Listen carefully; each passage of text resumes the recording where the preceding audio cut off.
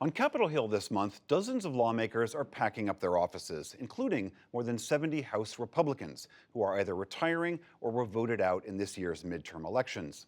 Our Lisa Desjardins sat down with a pair of those departing members, two very different types of Republicans whose seats will now both be blue.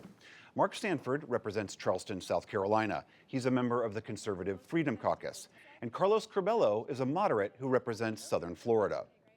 You have both broken with the Republican president. I'm interested from both of you who have opposed and also been attacked by this president.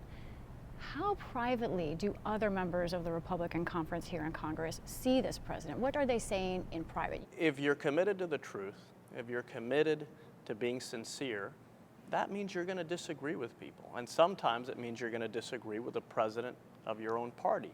Now, the problem is these days that's viewed as unacceptable. You either have to be 100% with someone or you're an enemy. And we're seeing that across our politics, by the way, not just in the Republican Party, not just with this president. And that's very dangerous.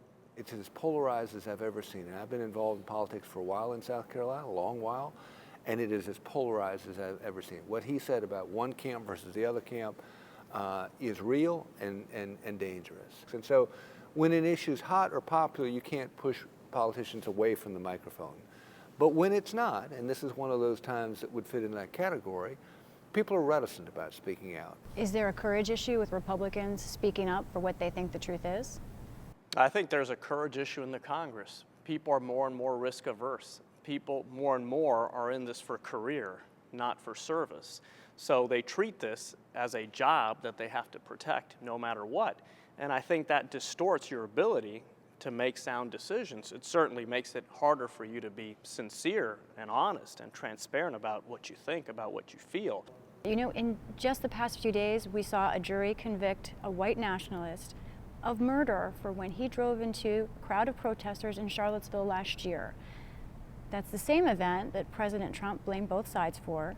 Since then, in following these stories, I've talked to Republicans who say they think the idea of racism is overblown. Some think white nationalism doesn't exist. Where is your party on race and hatred right now? There are nut jobs out there in every part of the country and every part of the world. I don't think in any way the Republican Party endorses, supports, or condones the work of white nationalists or any other nut job group out there. But the question is the Republican Party doing enough to stand up to it and prevent it and stop it? Again, I got my sphere of influence and it only goes so far. All I know is I've spoken out vociferously on this topic in as much as it's arisen. And if you look at the healing that took place in Charleston, where again, a nut job, white nationalist type, came into a church and shot down a number of different parishioners. What he had intended for bad turned out to be an incredible embrace for good by the larger community, black, white, and other, in the way that folks came together saying, we're not going to tolerate this. It's still largely a party of white men, especially those who are returning to Congress. Why is that? I mean, clearly the party needs to do a better job to welcome in people from all over America who look like America looks. I'm a conservative-leaning Republican, Hispanic, so that earned me getting rejected by the Congressional Hispanic Caucus. I applied to join, and they said I wasn't welcome there. Because it's all Democrats? Right. Ostensibly, or well, do you think that's what it was? Their bylaws say they're bipartisan. I think they didn't want to include me because for them, diversity is only important in some cases, not when it applies to them. But the truth is that there are a lot of Hispanic Americans who are center-right, who believe in the Republican Party's message of growth and prosperity and small, responsible government. A lot of these are people who fled big, oppressive governments. And yet they don't feel welcome by the party because some, like the president and some of our colleagues, use rhetoric that is really offensive to some people, that diminishes people. You have advocated for a carbon tax. You want action on climate change. That puts you in the minority in your party. Why is it, do you think, Republicans have really moved more away even from discussing climate change? Is this a policy debate? Is this politics? Is it both? This is an issue that sadly has been demagogued like so many others. And a lot of Republicans, back when Al Gore adopted this cause, just assumed that they must be opposed to it.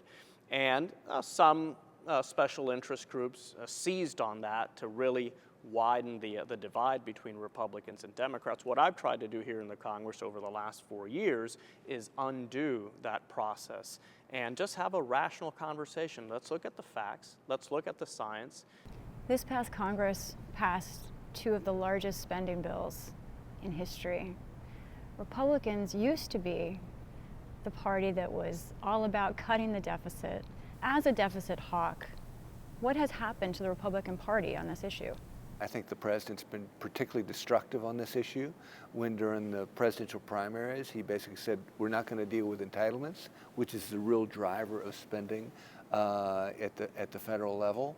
And when people see it out, they see that there's not going to be any presidential support, they leave it alone because they know it's a political impossibility at that point.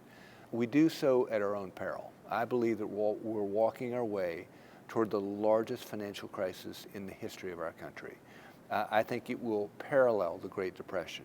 Well, and here's another issue where I think there's a lack of honesty in politics. The truth is, from what I can tell, and from my time here, that the party that cares about deficits and debt is the minority party, no matter which one it might be. You've talked a lot about truth and honesty. Honestly, is this it for politics for the two of you? If there's ever a guy who's learned never to say never, it's me. I've been something of a Lazarus in dead and over and dead and over and dead and over. But I believe so is the answer to the question.